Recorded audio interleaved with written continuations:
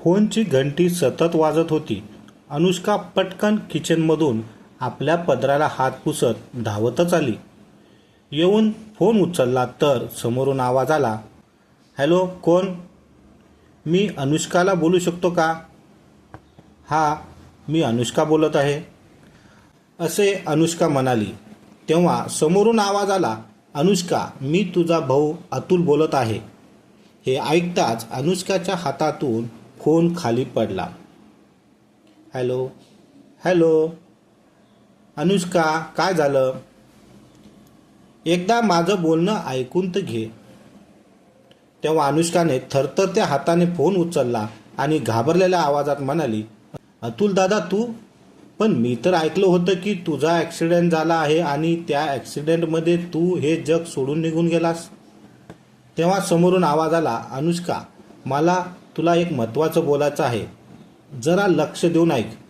सगळ्यात पहिले तर मी तुझी माफी मागू इच्छितो, कारण की माझ्या जिवंत असण्याची बातमी मी तुझ्यापासून लपवली, किंवा असं म्हण की मी मेल्याची बातमी तुझ्यापर्यंत पोचली. त्यामागे एक कारण आहे. पहिले तर नीट मन घट्ट करून ऐक.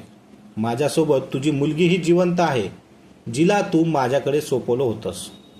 काय? हे काय बोलत आहेस अतुल दादा? ती गोंधळलेल्या अनुष्काच्या डोळ्यातून आश्चर्याचे आणि आनंदाचे अश्रू सोबत वाहत होते. मग ती थोडं स्वतःला सांभाळत म्हणाली, दादा, तू हा कोणता विनोद करत आहेस माझ्यासोबत? अनुष्का, हा विनोद नाही, वास्तव्य आहे. यामागचे कारण काय आहे, काय घडले होते, कसे घडले होते, हे सगळं मी तुला नंतर सांगेन. फक्त माझं ऐक आणि लवकरात लवकर इथे ये. माझ्याकडे खूप कमी वेळ आहे. मला तुझी अमानत तुझ्याकडे सोपवायची आहे. अतुल पुढे म्हणाला की मला माहीत आहे हे ऐकून तुला द्विधा स्थितीत पडली असतील, कारण परिस्थितीच अशी आहे. अनुष्का, ज्या परिस्थितीतून तुझ्या भावाने तुला वाचवून तुझे आयुष्य स्थिर करण्याचा प्रयत्न केला, तीच कठीण परिस्थिती तुझ्यासमोर पुन्हा उभी राहिली आहे. एक मोठा श्वास घेत अतुल म्हणाला, तुझी मुलगी आजपर्यंत माझ्याजवळ एक अमानत होती, पण ती आता माझी मुलगी बनून माझ्या जीवनाचा एक अविभाज्य भाग बनली आहे. आज मी ढवळाढवळ केली नसती, पण याला माझी मजबुरी किंवा तुझे नशीब समज, जे तुला परत त्याच वळणावर घेऊन आले आहे, ज्या वळणावर तू तुझ्या मुलीपासून वेगळी झाली होतीस. अनुष्का, खरं तर मला कॅन्सर आहे आणि आता माझ्याकडे वेळ खूप कमी आहे. हे मी आजपर्यंत प्रियालाही सांगितले नाही, कारण तिला हे सहन होणार नाही. ती तुटून जाईल, परंतु लपून राहू शकणार नाही. म्हणून प्रियाला या वास्तविकतेला सामोरे जाण्यापूर्वी आणि तुटून जाण्यापूर्वी तू ये आणि तिला घेऊन जा, जेणेकरून कोणतीही चिंता न करता शांतपणे मरेल. अनुष्का, उशीर करू नकोस, कारण आता माझ्याकडे दुसरा पर्याय नाही. नाहीतर मी तुला त्रास दिला नसता. मी तुझी वाट पाहत, असे म्हणत अतुलने फोन कट केला. हे ऐकून अनुष्काचे हातपाय थरथर कापू लागले. अरे देवा, आता काय होणार? मी कसे जाऊ? मी काय करू? स्वतःच्या प्रश्नाची झुंजत अनुष्का त्या क्षणाचा शोध घेत आठवणीमध्ये हरून गेली. अनुष्का लहान असताना आई वडील देवाघरी गेले होते, त्यामुळे ती तिचा मोठा भाऊ अतुल सोबत वाढली. छोट्याशा गावात राहणाऱ्या भावाच्या छत्रछायेखाली तिला कशाचीही कमतरता नव्हती. पण तिचा दादा खूप जुन्या विचाराचा माणूस होता. कदाचित आई वडिलांचे संगोपनाच्या अभावामुळे गावातल्या वडीलधाऱ्यांनी त्याला ज्या गोष्टी शिकवल्या, त्याच गोष्टी त्याच्या बालमनाने स्वीकार केल्या होत्या, आणि त्याच गोष्टी त्यांनी आपल्या छोट्याशा बहिणीवर सुद्धा लागू केल्या. स्वतः जास्त शिकला नाही आणि अनुष्काला सुद्धा 10वी नंतर पुढे शिकू दिले नाही. तो लवकरात लवकर तिचे लग्न करून आपलं कर्तव्य पार पाडायचे होते. त्यामुळे त्याने एक चांगलं घर बघून अनुष्काचं लग्न लावून दिलं. अनुष्काचा नवरा इंजिनियर होता, परंतु त्याचं कुटुंब खूप मोठं होतं. कुटुंबामध्ये 3 भाऊ होते. दोन्ही भाऊ मोठे विवाहित होते आणि त्यांना प्रत्येकी 2 मुले होती. अनुष्काचा नवरा अथर्व हा आईचा लाडका आणि आज्ञाधारक मुलगा होता, जो तिच्या आज्ञेचे पालन करत होता. त्याची आई जोपर्यंत सांगत नाही तोपर्यंत तो त्याच्या बायको जवळ सुद्धा बसला नाही. तर फिरायला घेऊन जाणे तर दूरची गोष्ट राहिली. आईचा आज्ञाधारी मुलगा आपल्या बायकोला समजून घेणारा नवरा बनू शकत नाही, या गोष्टीची जाणीव अनुष्काला तेव्हाच झाली जेव्हा ती लग्नानंतर काही महिन्यातच आई होणार होती. या आनंददायी बातमीने तर तिचं आयुष्य सुखाने भरून गेले होते.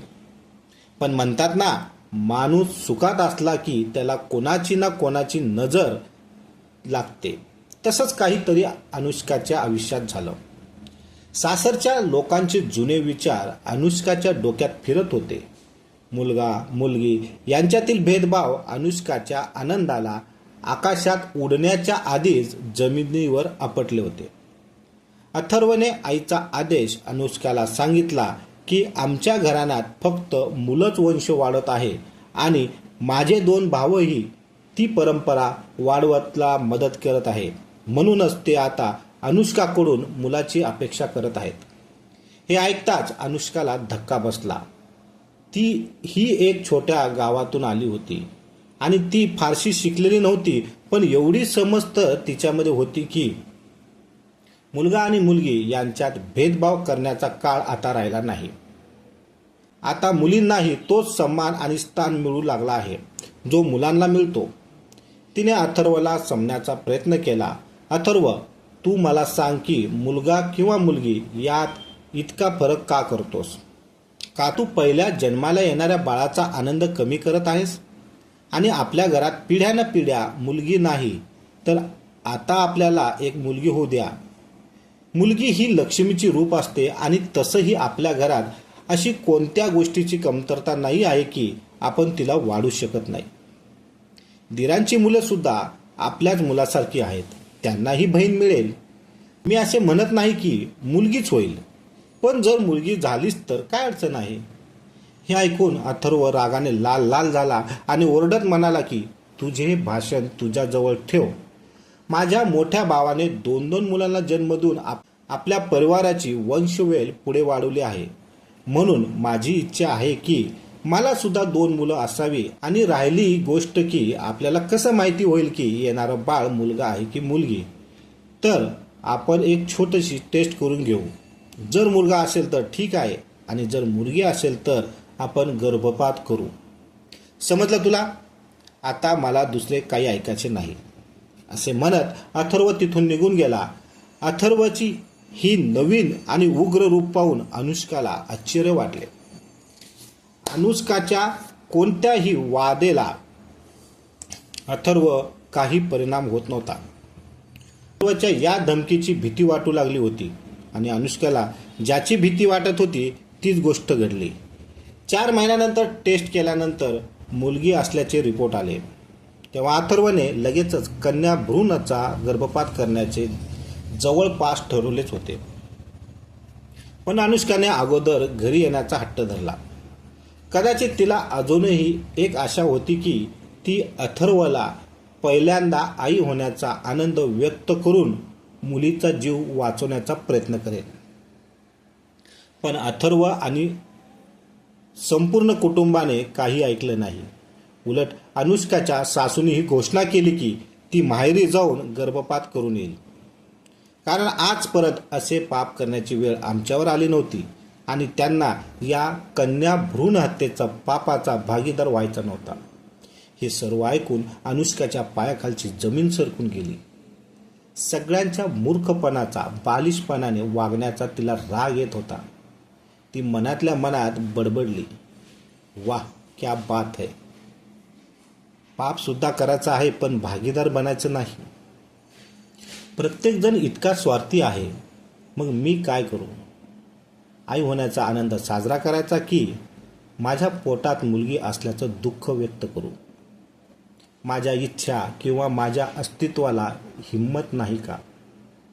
मुलीला जन्म देऊन गर्भपाताचा त्रास माझ्या शरीराला सहन करावा लागेल मग मला कोणी का विचारत नाही की मला काय पाहिजे? मनातल्या मनात ती प्रश्न उत्तरांमध्ये अडकून बसली होती. दुसऱ्या दिवशी सकाळीच तिला तिच्या आईवडिलांच्या घरी पाठवण्यात आले आणि या पापातून मुक्ती मिळण्यावरच परत ये असं सांगण्यात आलं. जसे तसे अनुष्का तिच्या माहेरी आली. तिच्या दादांनी डॉक्टरजवळ बोलून एक तारीख ठरवली. 4 दिवसानंतर डॉक्टरांनी बोलवलं होतं, परंतु अनुष्काला तर एक क्षण पडत नव्हता. 2 रात्री तिने ऊस बदलून काढल्या होत्या. कसं मी माझ्या मुलीला वाचू, पण तिला कोणताच मार्ग सापडला नव्हता. तेव्हा तिने आपल्या मनातील गोष्ट सांगितली, पण आपल्या दादाचं उत्तर ऐकून ती अजूनच टेन्शनमध्ये आली. दादांनी सुद्धा समाजातील उलटसुलट गोष्टी सांगितल्या आणि आपल्या सासरच्या लोकांचं बोलणं ऐकण्यातच तुझी भलाई आहे असं सांगितलं आणि सोबतच मजबुरीसुद्धा सांगितली की त्याच्या आर्थिक परिस्थितीमुळे त्याचं लग्न करण्याचाही विचार नाही. त्यामुळे त्याला कोणाच्याही विरोधाचा सामना करायचा नव्हता, मग तो अनुष्काच्या सासरचा असो किंवा समाजाचा. आता एक क्षण अनुष्काला भारी वाटत होतं. कोणीच तिला साथ देण्यासाठी तयार नव्हतं आणि ती प्रत्यक्ष देवाजवळ आपल्या मुलीला वाचवण्यासाठी प्रार्थना करत होती. देवाची कृपा होती की त्या पोरीचं नशीब डॉक्टरकडे जाण्याच्या 1 दिवस आधी अनुष्काच्या भावाचा मित्र रमेश घरी आला आणि जेव्हा त्याने अनुष्काला तिथं पाहिलं तेव्हा अनुष्का आपली नजर रोखत होती. अतुलला विचारल्यावर त्याला अनुष्काच्या अस्वस्थ होण्याचा आणि तिची नजर चोरण्याचं कारण कळालं. तेव्हा तो थोड्या वेळासाठी गप्प राहिला आणि नंतर त्याने अनुष्काला बोलवलं आणि तिची इच्छा विचारली व अनुष्काने रडतच त्याला तिची इच्छा सांगितली.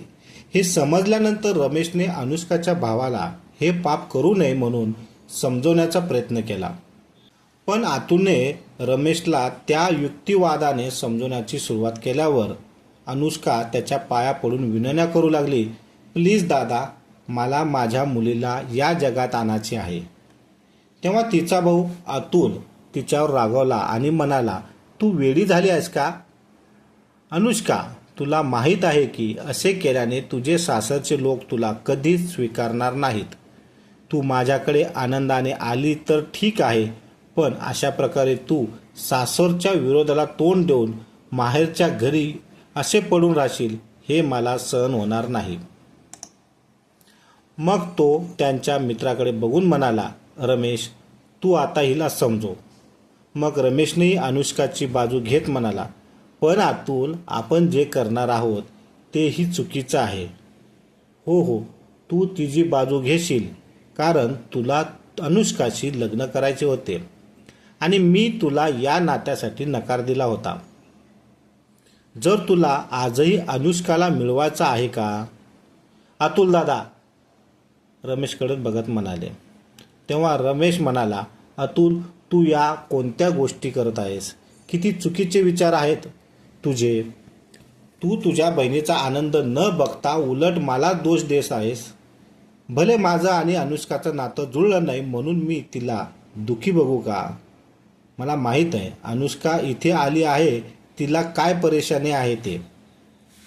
मी एवढा नीच माणूस नाही आहे. मी माझ्या स्वार्थासाठी अनुष्काचा पक्ष घेऊन तिच्या आयुष्यात दुःख निर्माण करेल. मला हे योग्य वाटले ते मी म्हणालो. बाकी तुझी मर्जी. आणि हा तुझा भाऊ बहिणीचा मुद्दा आहे. तुम्ही मला माझं मत मांडलं आणि आज एक गोष्ट अजून बोलेल. माझ्या मनात आता ते भाव जरी राहिले नसते तरी, पण आज सुद्धाही मी तुझ्या आणि अनुष्काच्या दुःखात मागे हटणार नाही असं बोलून रमेश तिथून निघून गेला. रमेशच्या मनात अनुष्कासाठी प्रेम होतं आणि त्यांनी अतुलजवळ तिचा हात सुद्धा मागितला होता आणि हे तिला माहीत नाही हे समजल्यावर अनुष्काला धक्काच बसला. असं का कारण असेल ज्यामुळे दादाने या गोष्टीसाठी नकार दिला असेल? आता ही गोष्ट ऐकून अनुष्का आधीच परेशान होऊ लागली. म्हणून तिने आपल्या दादाला विचारले.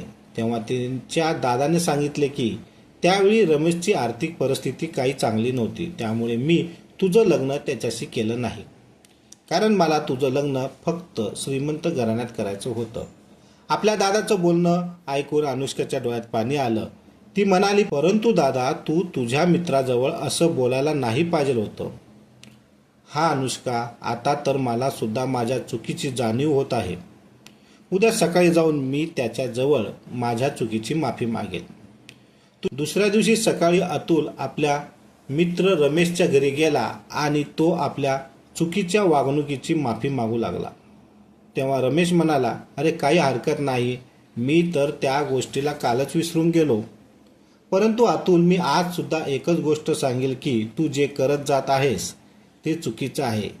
एका आईच्या मुलीला या जगात येण्याआधीच मारून टाकलं तर त्या आईची अवस्था काय होईल. रमेशने अनुष्काच्या भावाला अतुलला खूप समजवलं. तेव्हा थोड्या वेळानंतर अतुलने निर्णय घेतला आणि रमेशला आपल्यासोबत घेऊन घरी आला. दोघांच्या चेहऱ्यावर हसू बघून अनुष्काला सुद्धा थोडा आनंद झाला. तेव्हा अतुलनाही आपला निर्णय सांगितला. आपल्या येणाऱ्या बाचीचा तो स्वागत करेल. भले यासाठी त्याला आपल्या बहिणीच्या सासरवाल्याकडून कितीही विरोध सहन करावा लागला तरी तो करेल. परंतु तो आपल्या बहिणीच्या आनंदाकडे पाठ फिरवणार नाही. या ऐकून तर अनुष्काच्या आनंदाला ठिकाणच राहिला नव्हता. दुसऱ्या आठवड्यात जेव्हा अनुष्काचा नवरा अथर्वाचा फोन आला तेव्हा अतुल दादाने आपला निर्णय त्याला सुद्धा सांगितला की या मुलीला या जगात येण्यापासून नाही थांबणार. हे ऐकताच लोकांनी अतुलला खूप वाईट साईट गोष्टी ऐकवल्या. अनुष्काच्या सासू म्हणाल्या की मुलीसोबत आता या घरात अनुष्काला सुद्धा जागा नाही आहे. जर तिला या घरी यायचं असेल तर मुलीला तिथेच सोडून यावं लागेल, नाही तर राहा आपल्या माहेरीच. हे सर्व ऐकून अनुष्काला खूप दुःख झाले.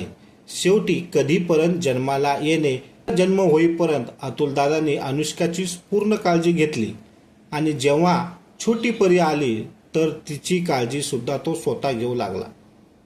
परंतु एक दिवस अचानक अथर्वाला आपल्यासमोर बघून अनुष्का हैराण झाली.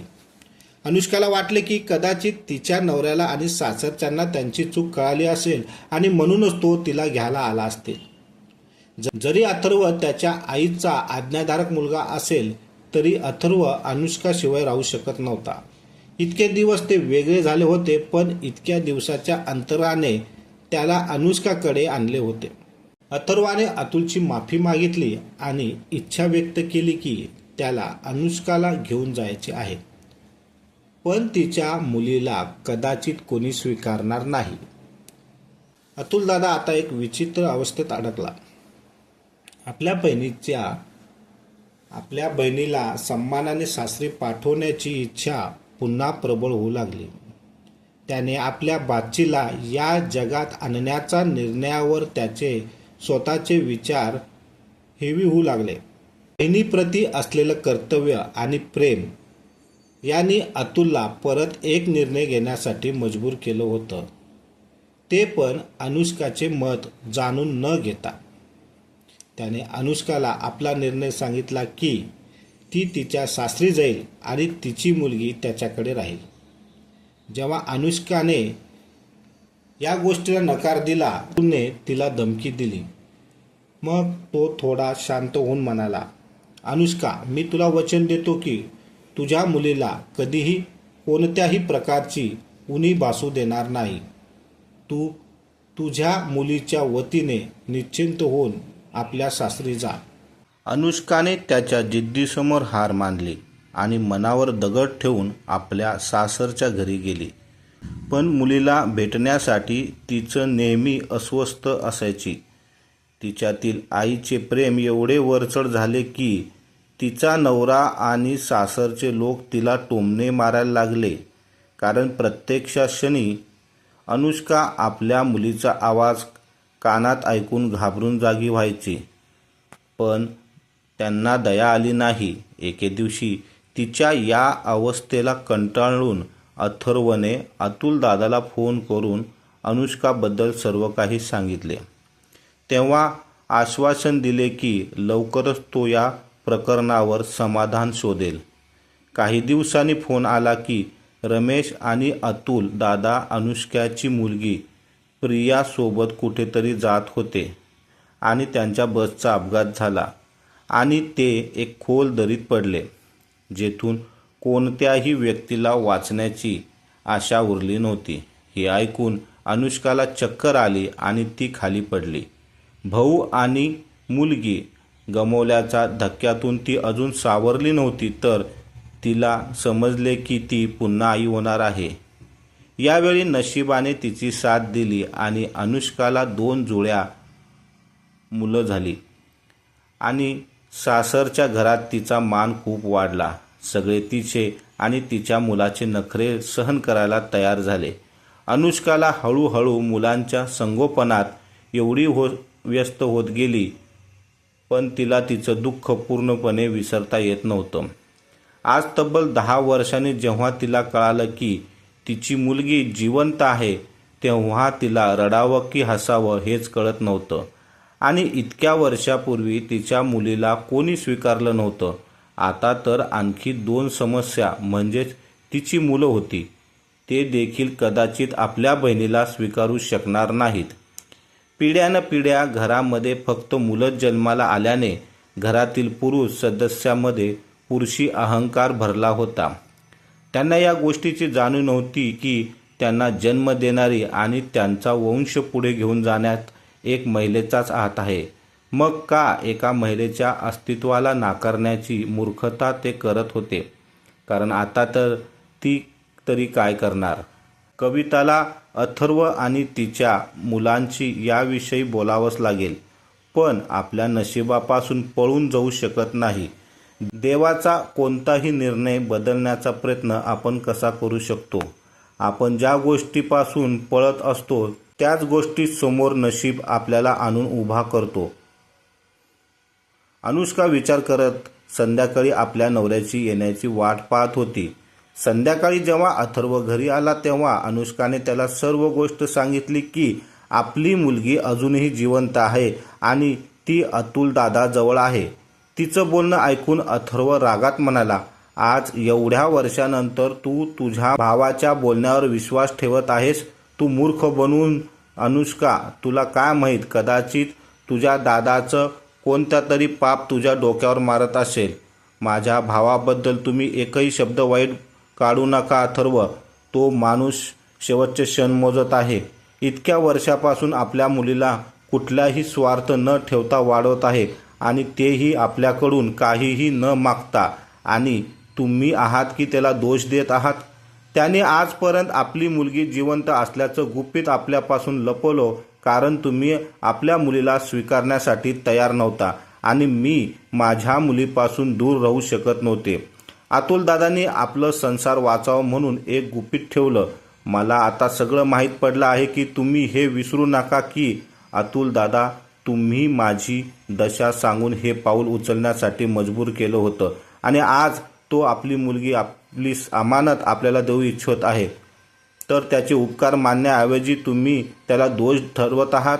कमीत कमी आज तरी तुमचंच रक्त आहे, तिची काही चूक नाही, जे तुम्ही तिला अजूनही स्वीकारत नाही आहात.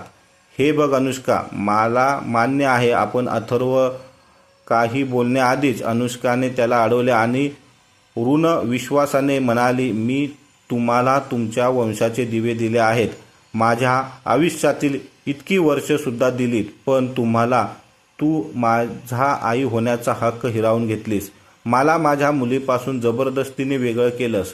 माझ्यावर अन्याय करून तू तुझ्या आईला होण्याचा कर्तव्य पार पाडलास. पण आज मी ही आई म्हणून माझे कर्तव्य पार पाडेल आणि माझ्या मुलीला तिचा हक्क मिळवून देईल, ज्याची मागणी ती आज माझ्याकडून करत आहे. मी माझ्या मुलीकडे जाईल आणि तिला माझ्या मिठीत घेऊन वर्षानुवर्ष असलेली अपूर्व प्रेमाची ऋण फेडणार आहे. आज तू मला रोखू शकत नाहीत. हे बोलता बोलता अनुष्का रडू लागली. आई बाबाचे म्हणणे ऐकून दोन्ही मुलं आश्चर्यचकित होऊन उभे राहिले. आई, आम्ही पण येऊ तुझ्यासोबत आमच्या बहिणीला भेटायला आणि तिला परत घेऊन यायला, असं म्हणत अनुष्काची दोन्ही मुलं पुढे आली आणि आनंदाने तिला मिठी मारली. हे पाहून आनंदाने आणि आश्चर्याने भरून आले. चला, नव्या पिढीने स्त्री असण्याचे अस्तित्व ओळखलं तरी त्यामुळे पुढे जाऊन चांगले होईल. आता आमच्या प्रत्येक पिढीमध्ये मुलींचे स्वागत होईल असे अनुष्काला तिच्या मुलांच्या वागण्यावरून वाटू लागले, कारण ते दोघेही आपल्या बहिणीला भेटणार याचा आनंद व्यक्त करत होते. तेवढ्यातच आपण सर्वजण प्रियंकाला आणण्यासाठी जाऊया. आपल्या नवऱ्याच्या तोंडून हे शब्द ऐकून अनुष्काला आश्चर्य वाटले. म्हणून तिथे गेल्यानंतर बदलणार तर नाही ना? तेव्हा अथर्व म्हणाला, नाही अनुष्का, मी तिथे गेल्यानंतर बदलणार नाही, परंतु माझा बाप म्हणून स्वीकार करेल का? तेव्हा अनुष्का अथर्वला म्हणाली, तुम्ही जेवढे वर्ष आपल्या मुलीला स्वतःपासून दूर ठेवून तिला शिक्षा दिली आहे, त्यामुळे तुम्ही सुद्धा जोपर्यंत ती तुमचा स्वीकार करत नाही तोपर्यंत आपल्या मुलीपासून दूर राहण्यासाठी शिक्षा भोगा. आपल्या आईचे बोलणे ऐकून अनुष्काचे दोन्ही मुले हसू लागली. अनुष्काला आता या सर्व गोष्टीमुळे खूपच आनंद होत होता, परंतु तिच्या मनामध्ये तिचा भाऊविषयी एक वेगळाच आदर आणि प्रेम भावना निर्माण झाली होती. कारण तिच्या भावाने तिच्यावर खूप उपकार केले होते, कारण त्याने तर आपल्या भाचीसाठी स्वतः लग्न सुद्धा केले नाही. कारण त्याला असे वाटत होते की जर आपण लग्न केले आणि आपल्या बायकोने जर आपल्याला नाही, तिच्यापासून खूप मोठे संकट येईल. म्हणून अनुष्का मनापासून आपल्या भावाचे आणि देवाचे आभार मानत होती. शेवटी अनुष्का आपला नवरा आणि मुलांना घेऊन मोठ्या आनंदाने आपल्या मुलीला आणण्यासाठी आपल्या भावाच्या घरी पोहोचली. मित्र आणि मैत्रिणींनो, ही कथा आवडली असेल तर शेअर करा. अशाच नवनवीन कथा ऐकण्यासाठी आमच्या चॅनलला सबस्क्राईब केले नसतील तर सबस्क्राईब करून घ्या, विसरू नका. धन्यवाद.